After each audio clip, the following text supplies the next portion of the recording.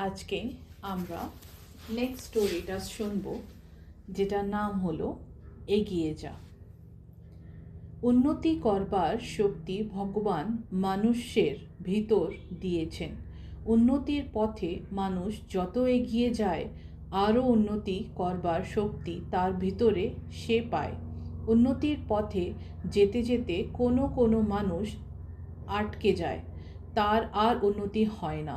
পথে না থেমে যে এগিয়ে চলে সেই বড় হয়। এক কাঠুরে ছিল বড় গরিব। সারাদিন বনে সে কাঠ কাটতে আর সন্ধেবেলা গ্রামে এসে সে কাঠ বিক্রি করত। রোদ নেই, জল নেই, অসুখ নেই, বিসুখ নেই, রোজই তাকে কাঠ কাটতে যেতে হতো। আর মাথায় করে সব কাঠ বয়ে এনে বিক্রি করতে হতো। তাতে যে সামান্য পয়সা সে পেত, তাতেই সংসার তার কোনো রকমে চলত। খেতে খেটে খেটে কাঠুরের ভারী দুর্দশা হলো। গায়ে কখনো হাড় ছাড়া যেন আর কিছু ছিল না। একদিন কাঠুরে বনে কাঠ কাটতে গিয়েছে। বনের মধ্যে এক সাধুর সঙ্গে তার দেখা। কাঠুরের অবস্থা দেখে সাধুর মনে বড় দয়া হলো। তিনি তাকে বললেন, আরও এগিয়ে যা। সাধু চলে গেলেন। কাঠুরের মনে মনে ভাবতে লাগলো, সাধু আমাকে আরও এগিয়ে যেতে বললেন, তা একটু এগিয়ে গিয়ে দেখি। এই ভেবে কাঠুরে বনের ভিতরে এগিয়ে চলল। যেতে যেতে সে গভীর বনে উপস্থিত হলো। গিয়ে দেখে সেখানে শুধু চন্দনের বন। খানিকটা চন্দন কাঠ কেটে কাঠুরে সেদিন বাড়ি ফিরল।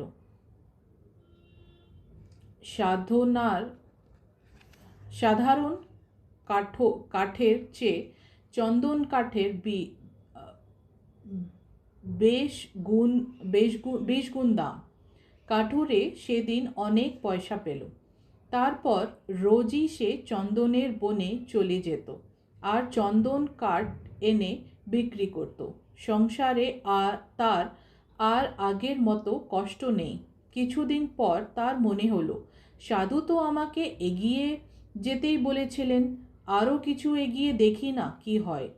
সেদিন সে বনে গিয়ে চন্দনের বনের আরও এগিয়ে চলল। খানিক গিয়ে সে দেখল তামার খনি। খানিকটা তামা কাপড়ে বেঁধে সে ঘরে ফিরে এলো। চন্দনের চেয়ে তামার দাম বেশি। কাঠুরে অনেক টাকা পেল। তার মনে তখন কি আনন্দ! তারপর রোজ সে তামার খনিতে যেতে লাগলো আর যতটুকু বয়ে আনতে পারে নিয়ে আসে। এভাবে কিছুদিন যায়। কাঠুরের অবস্থা তখন আরও ভালো হয়েছে।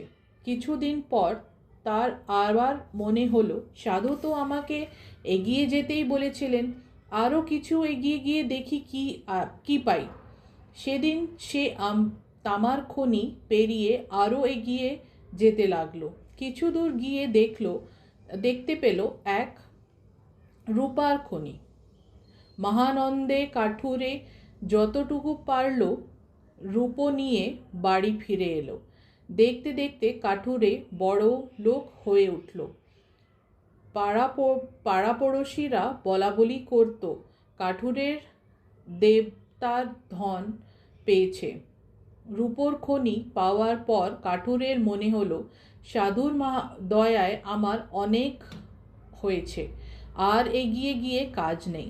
যা হয়েছে বেশ হয়েছে। কিন্তু আবার তার মনে হলো, সাধু তো আমাকে এগিয়ে যেতেই বলেছেন, না, আমি থামব না, আরও এগিয়ে যাব। এইভাবে কাঠুরে রোজ রোজ খানিকটা এগিয়ে যেতে লাগলো।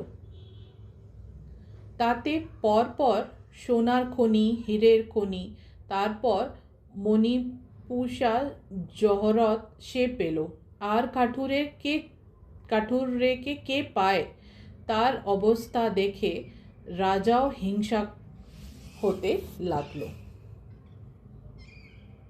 ধন্যবাদ।